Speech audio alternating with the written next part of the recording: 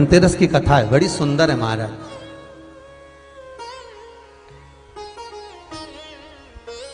विष्णु पुराण का धनतेरस की कथा बड़े भाव से कभी योग लगे तो तिलसोत, तिलसोत जानते हो, एक बड़ा सा दिया जो इतना बड़ा होता है जिसको दिवाली पे लगे, तिलसोत। एक होता अखंड दिया, बड़ा दीप। एक होता ठप्पे का दिया, नीचे रखा हुआ दिया, मिट्टी का दिया। एक होता है डब्ल्यू जैसा दिया, एस जैसा।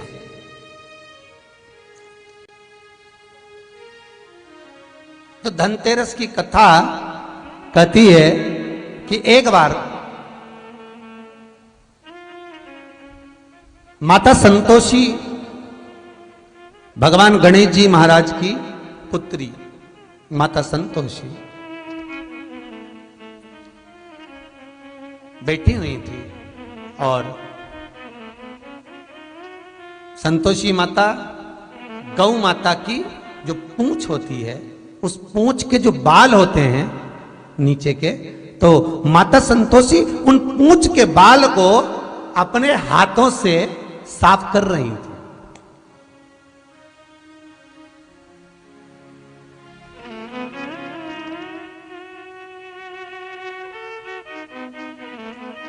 नीचे का जो हिस्सा होता है, आप लोग ध्यान देंगे तो आपको मालूम पड़ेगा, जैसे पूंछ होती है तो नीचे का जो बाल होते हैं गौ माता के, उस पूंछ के बाल को मां संतोषी साफ कर रही है,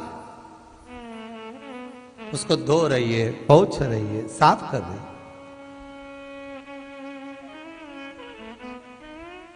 सुशीला गाय मां संतोषी के नजदीक में विराजमान है। मां उसकी पूंछ के बाल को साफ करती है। माता संतोषी ने सुशीला को देखा, देखकर कहा, ओ सुशीला,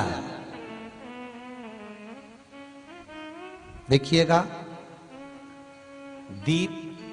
कब प्रकट हुआ, दिया कब से प्रकट हुआ, ये कोई आज का चरित्र नहीं है। संतोषी गणेश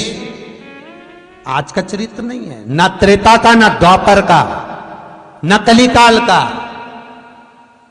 सतयुग में भी,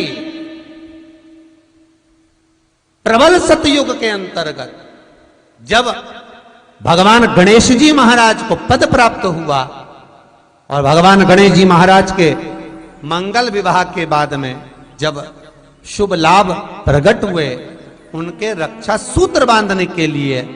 भगवान गणेश जी महाराज ने माता संतोषी को प्रकट किया।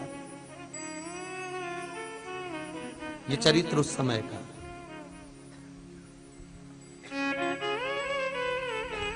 दीप मां सुशीला के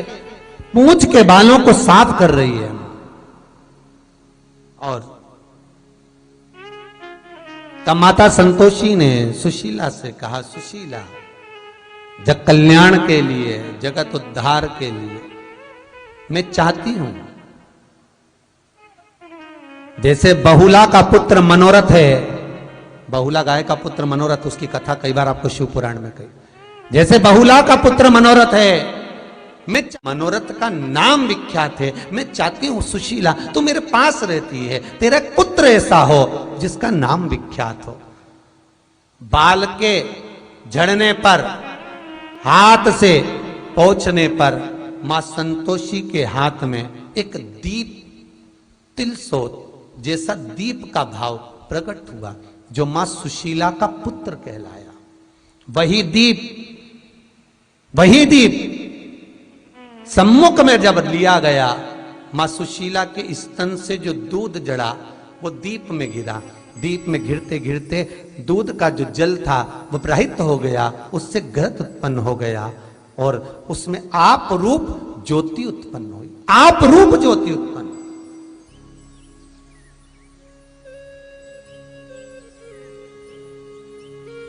धनतेरस के दिन महाराज मां संतोषी ने निवेदन किया है, दीपदेव तुम्हारे जब तक तुम्हारी ज्योति प्रकट रहेगी, प्रकाश रहेगा, जिस देवता का आवाहन कर कर दीप जलाया जाएगा, उतनी देर तक मैं वर देती हूं वो देवता उस दीप पर खड़ा मिले। धनतेरस, रूप चौदस, दीपावली, पड़वा और दूज, ये 5 दिन तक दीपावली महापर्व चलता है। दीपावली महापर्व में हम क्या कर सकते हैं? हम क्या भगवान को दे सकते हैं? अभी आपको कहा कि सारी दुनिया लक्ष्मी को चाहती है, पर लक्ष्मी से कोई पूछे कि तू क्या चाहता है, लक्ष्मी से कोई पूछे तुम क्या चाहती है, तो लक्ष्मी जी भी कह देगी बस मैं इतना चाहती हूं कि महादेव के प्रति, भगवान के चरणों के प्रति आपका विश्वास जहां पर बढ़ा, आपका विश्वास जहां प्रबल हुआ, लक्ष्मी जी कहती है वहां पर मैं हमेशा खड़ी हूं और तुम्हारे घर में हर पल में। पूजन का विधान बताते हुए स्वयं शास्त्र वर्णन करता है हमारे यहाँ। धनतेरस के दिन की जो पूजन है, उस धनतेरस के दिन की पूजन में आप अपने घर में जितनी भी, अब लक्ष्मी की पूजन जब आप करें, दीपावली की पूजन करें, उसमें मुहूर्त देखिए, मनाना, मुहूर्त पूछिए, मनाना, कोई मुहूर्त लिखा हुआ है उसका स्मरण करें। धनतेरस की पूजन करने में, रूप चौदस की पूजन करने में, पड़वा की पूजन करने में, दूज की पूजन करने में आपको मुहूर्त की जरूरत नहीं। आप तो प्रदोष काल, शाम का जो प्रदोष काल का समय होता है, उस समय पर बड़े प्रेम के साथ में, आनंद के साथ में, एक सुंदर आनंद से, अगर घर में मार्बल या कोटा फर्श वगैरह लगा हो तो कपड़े से ही पोंछ लो, और अगर कच्चा मकान हो तो गोबर से थोड़ा सा लीप कर सुंदर आनंद के साथ में, भगवान का जहाँ मंदिर, देवालय, शिवालय है, बड़े आनंद से आपके घर में जो पूजन का जगह है, उस पूजन के जगह पर थोड़ा सा लीप कर या कपड़ा फेर कर वह आनंद के साथ एक सुंदर चौक पूर लीजिए, और चौक पूर कर उसमें थोड़ा सा चावल दाना या गेहूं का दाना रखकर उस पर एक चौरंग, चौकी, पाटा, जो भी आप रख सकते हो उसको रखकर एक सुंदर वस्त्र बिछाकर एक सुंदर सी थाली में स्वस्तिक, कंकु के रोली का एक स्वस्तिक बनाइए, बनाकर उसको थाली के ऊपर, उसको पाटे के ऊपर जो कपड़ा बिछा है उसके ऊपर रख दीजिए। रखकर घर में कोई चांदी का सिक्का हो, चांदी का सिक्का ना हो, चांदी का कॉइन ना हो, तो अपना जो कॉइन आता है, 1 का सिक्का, 2 का सिक्का, जो भी कॉइन आता है वो रख दीजिए। और रखकर उसको, जो मोली आती है लच्छा बांधने वाला, हाथ में बांधने का जो नाड़ा आता है, मोली होती है लच्छा, उससे उसको हल्दी लगाकर लपेट दीजिए और बाबा को उस थाली में रखकर सुंदर आनंद के साथ में माता लक्ष्मी का स्मरण करते हुए 7 दिए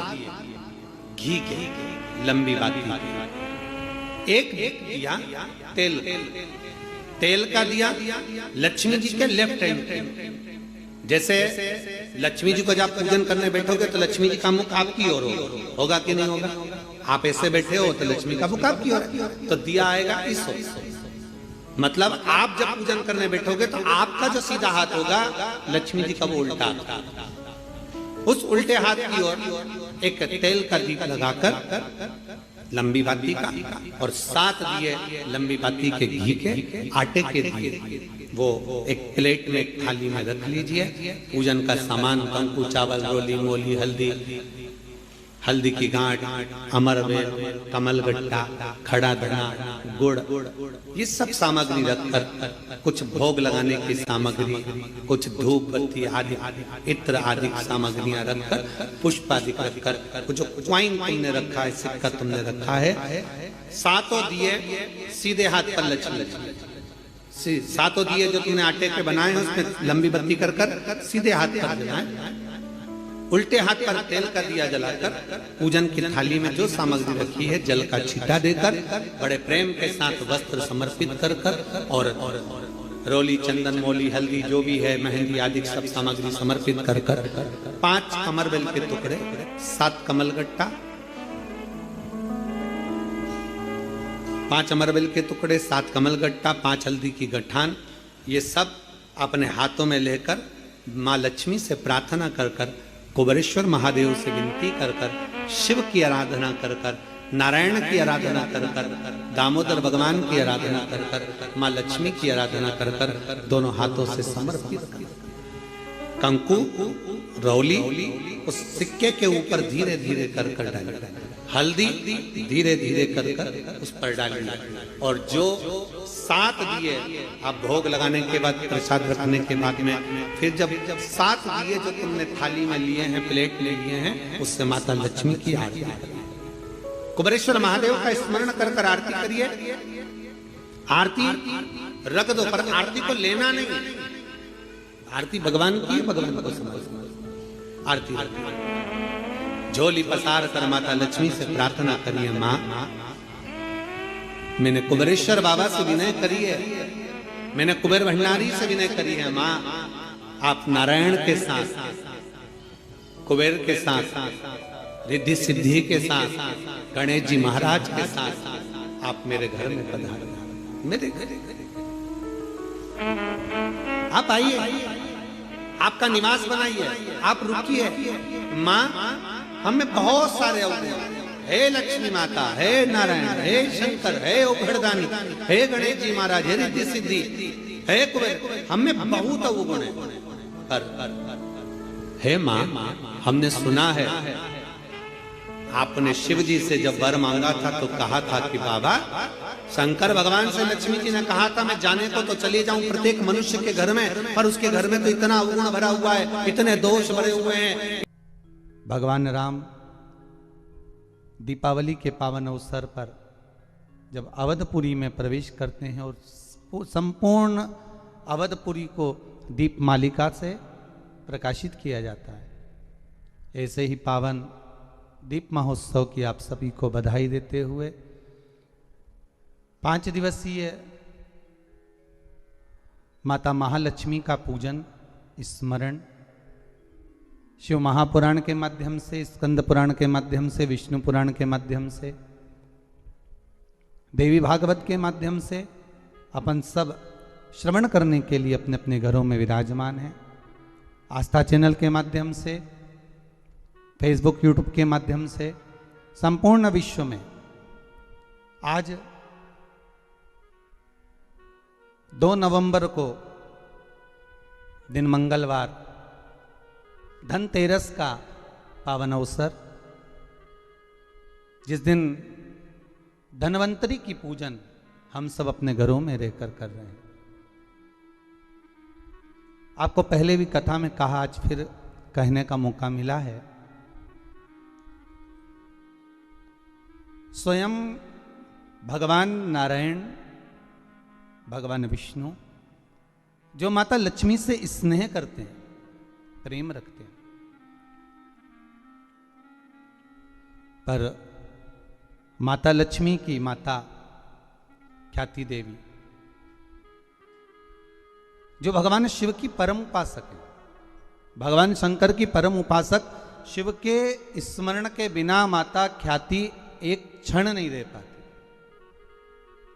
हर पल, हर घड़ी, हर क्षण पंचाक्षर मंत्र का जाप करना, नमः शिवाय बोलना और भगवान शिव की आराधना में लगे रहना, भगवान शिव की आराधना में डूबे रहना। एक बार माता ख्याति के मन में यह भाव प्रकट हो गया कि मैं अगर लक्ष्मी का विवाह करूं तो देवाधिदेव महादेव के साथ करूं, भगवान शंकर के साथ ब्याया जाए, भगवान शंकर के साथ में दिया जाए। तब एक दिन माता ख्याति संपूर्ण पूजन का साहित्य लेकर, पूजन की सामग्री लेकर माता ख्याति पहुंच गई बाबा देवाधिदेव महादेव के शिवालय में। और भगवान शंकर के शिवालय में जाकर माता ख्याति ने भगवान शंकर की आराधना करी, पूजन करी। आज देवाधिदेव महादेव को रिझाने के लिए माता ख्याति बैठ गई। आज धनवंतरी के दिन, धनतेरस के दिन आपसे भी निवेदन है, अगर हम किसी लक्ष्य को पाना चाहते हैं, हम किसी लक्ष्य तक पहुंचना चाहते हैं, तो उस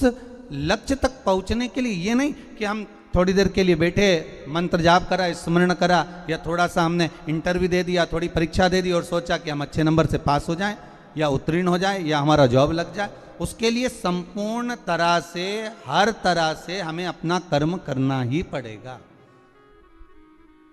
अगर आज माता ख्याति लक्ष्मी जी को भगवान शिव को देना चाहती हैं तो माता ख्याति आज साधना करने के लिए, शिव को रिझाने के लिए संपूर्ण पूजन साहित्य लेकर बैठ गई हैं भगवान शंकर को रिझाने के लिए। पर देवाधिदेव महादेव तो महादेव हैं महाराज, वो भी इतनी जल्दी कहां रिझने वाले। फिर भी संपूर्ण देवताओं में 33 कोटि देवताओं में सबसे शीघ्र अतिशीघ्र सबसे जल्दी राजी होने वाले अगर कोई हैं तो वो देव आदिदेव महादेव हैं, सबसे जल्दी राजी। इसलिए पहले भी कहा है, भोलेनाथ से निराला यहाँ कोई नहीं, भोलेनाथ से निराला यहाँ कोई नहीं, शंभो